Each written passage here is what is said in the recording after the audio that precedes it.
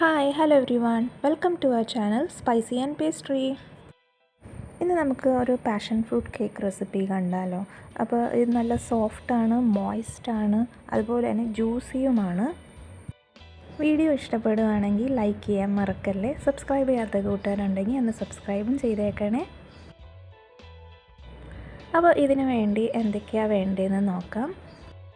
നമുക്കിവിടെ ഒരു 5 പാഷൻ ഫ്രൂട്ടാണ് ആവശ്യമുള്ളത്. അപ്പോൾ കയ്യിൽ പാഷൻ ഫ്രൂട്ട് ഉണ്ടെങ്കിൽ നമുക്കിതുപോലൊരു കേക്ക് ഉണ്ടാക്കി നോക്കാവുന്നതാണ്. അപ്പോൾ 5 പാഷൻ ഫ്രൂട്ടിൻ്റെ പൾപ്പാണ് ഞാനിവിടെ എടുക്കുന്നത്.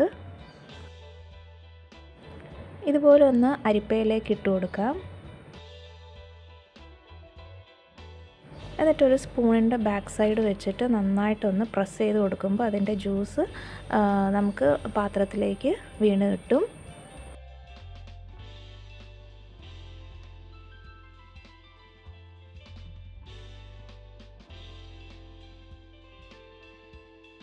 ഇതിൽ നിന്ന് ഒരു സ്പൂണ് സീഡ്സ് ഞാൻ ആ ജ്യൂസിലേക്ക് ചേർത്ത് കൊടുത്തിട്ടുണ്ട്. ബാക്കി ഒരു ശകലം മാത്രം വെള്ളം, 1-2 ടേബിൾ സ്പൂൺ വെള്ളം ഒഴിച്ച് മിക്സിയിലിട്ട് അടിച്ചെടുത്തതാണ്. എന്നിട്ട് ഇതുപോലെ ഒന്ന് അരിച്ചു കൊടുക്കാം.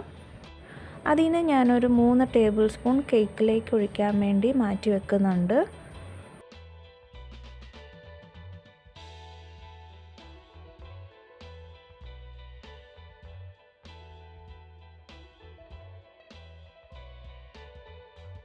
ബാക്കി നമുക്ക് കിട്ടുന്നത് 1/4 കപ്പ് ജ്യൂസാണ്.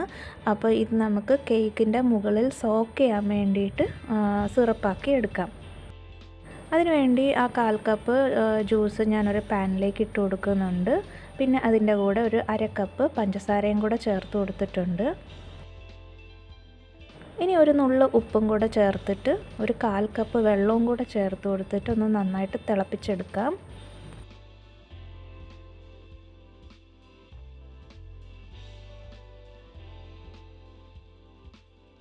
ഇങ്ങനെ തിള വന്നതിന് ശേഷം നമുക്ക് സ്റ്റൗ ഓഫ് ആക്കിയിട്ട് സൈഡിലേക്ക് മാറ്റി വെച്ച് കൊടുക്കാം. അതൊന്ന് തണുക്കട്ടെ.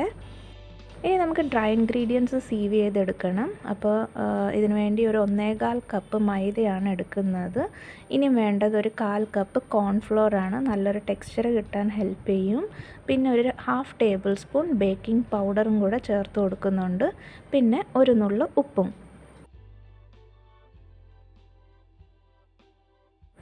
ഇനി നമുക്ക് ഒരു വിസ്ക് വെച്ചിട്ട് എല്ലാം കൂടെ നന്നായിട്ടൊന്ന് മിക്സ് ചെയ്ത് കൊടുക്കണം. അല്ലെങ്കിൽ ആ ഉപ്പും ബേക്കിംഗ് പൗഡറും ഒക്കെ ഒന്നും മിക്സായി കിട്ടില്ല. അപ്പോൾ ഈ സ്റ്റെപ്പ് ഒഴിവാക്കല്ലേ. അത് സൈഡിലേക്ക് മാറ്റി വെച്ചതിന് ശേഷം നമുക്കൊരു ക്ലീൻ ബൗൾ എടുക്കാം. നനവോ ഒന്നും ഇല്ലാത്തൊരു ബൗളായിരിക്കണം. അതിലേക്ക് ഒരു 3 മുട്ട പൊട്ടിച്ചിടുന്നുണ്ട്.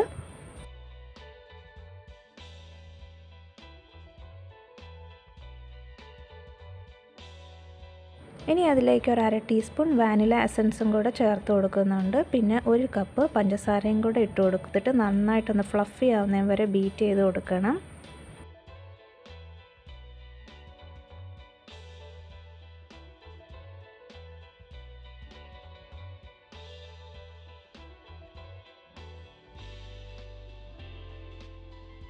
ഇതുപോലൊരു വൈറ്റിഷ് കളറായതിന് ശേഷം അതിലേക്ക് ഒരു 1/2 കപ്പ് സൺഫ്ലവർ ഓയിലും 1/2 കപ്പ് പാലും കൂടെ ചേർത്ത് കൊടുക്കുന്നുണ്ട്. ഇനി നമ്മൾ നേരത്തെ മാറ്റി വെച്ച 3 table spoon passion fruit juice അതും കൂടെ ചേർത്ത് കൊടുത്തിട്ട് ഒന്ന് ലോ സ്പീഡിൽ ബീറ്റ് ചെയ്ത് കൊടുക്കാം. എല്ലാം ഒന്ന് മിക്സ് ആവുന്നതിന് വരെ മാത്രം മതി. ഇനി നമുക്ക് ഡ്രൈ ഇൻഗ്രീഡിയൻസ് പാർട്ടായിട്ട് ഇട്ടിട്ട് ഒന്ന് ഫോൾഡ് ചെയ്ത് കൊടുക്കാം. ഇപ്പോൾ നിങ്ങൾ എടുക്കുമ്പോൾ കുറച്ചും കൂടെ വലിയ പാത്രം എടുക്കാൻ നോക്കിയാൽ മതി. ഇവിടെ ഇപ്പോൾ ചെറുതായിപ്പോയി. സോ അതുകൊണ്ട് ഞാൻ മറ്റേ മൈദ മിക്സ് ചെയ്ത പാത്രത്തിലോട്ട് ഇട്ട് കൊടുത്തിട്ടാണ് മൊത്തത്തിൽ ഒന്ന് മിക്സ് ചെയ്ത് എടുക്കുന്നത് ലാസ്റ്റ്. ഇനി ഇവിടെ ഞാനൊരു സ്പാച്ചുലയും കൂടെ യൂസ് ചെയ്തിട്ട് കട്ട് ആൻഡ് ഫോൾഡ് മിക്സ് ചെയ്ത് കൊടുക്കുന്നുണ്ട്. പടിഭാഗത്ത് എന്തെങ്കിലും പൊടികൾ ബാക്കിയുണ്ടെങ്കിൽ അത് മിക്സായി കിട്ടിക്കോളും. ഇവിടെ ബേക്ക് ചെയ്യാനായിട്ട് ഞാൻ 9 ഇഞ്ച് ബേക്കിംഗ് ടിന്നാണ് എടുത്തേക്കുന്നത്. അപ്പോൾ അതിലേക്ക് ബാറ്റർ ഒന്ന് ഒഴിച്ചു കൊടുക്കാം. ഇനി നന്നായിട്ടൊന്ന് ടാപ്പ് ചെയ്ത് കൊടുക്കാം. എയർ ബബിൾസ് ഉണ്ടെങ്കിൽ അതൊക്കെ പോകാൻ വേണ്ടിയിട്ടാണ് നമ്മളിങ്ങനെ ടാപ്പ് ചെയ്ത് കൊടുക്കുന്നത്. എന്നിട്ട് ബേക്ക് ചെയ്തെടുക്കാം. അപ്പോൾ കേക്ക് ബേക്കായി കിട്ടിയിട്ടുണ്ട്. ഇനി ഒരു സ്ക്യൂർ വെച്ച് ഇൻസേർട്ട് ചെയ്ത് നോക്കുമ്പോൾ നമുക്ക് ബേക്കായോ ഇല്ലയോ എന്ന് മനസ്സിലാവും. ഇപ്പം ഒന്നും പറ്റിപ്പിടിച്ചിട്ടില്ലെങ്കിൽ അത് ബേക്കായി എന്നാണ്. എന്തെങ്കിലും പറ്റിപ്പിടിച്ചിട്ടുണ്ടെങ്കിൽ ഒന്നും കൂടെ ഒന്ന് ബേക്ക് ചെയ്യാൻ വെച്ചാൽ മതിയാവും. ഇത് കണ്ടില്ലേ, നമ്മുടെ കേക്കൊക്കെ നല്ല സോഫ്റ്റായിട്ട് തന്നെ കിട്ടിയിട്ടുണ്ട്. ഇനി ഞാൻ സിറപ്പ് ഒഴിക്കാൻ വേണ്ടിയിട്ട് ഇതുപോലെ സ്ക്യൂർ വെച്ച് കുത്തി കൊടുക്കുന്നുണ്ട്. ഇനി നമ്മൾ നേരത്തെ ഉണ്ടാക്കി മാറ്റി വെച്ച സിറപ്പാണ് ഇതുപോലെ ഒന്ന് ഒഴിച്ചു കൊടുക്കുന്നത്. നമ്മൾ ആ ഹോൾസ് ഉണ്ടാക്കിയതുകൊണ്ട് കേക്കിലേക്കും ഒഴുകി പൊക്കോളും.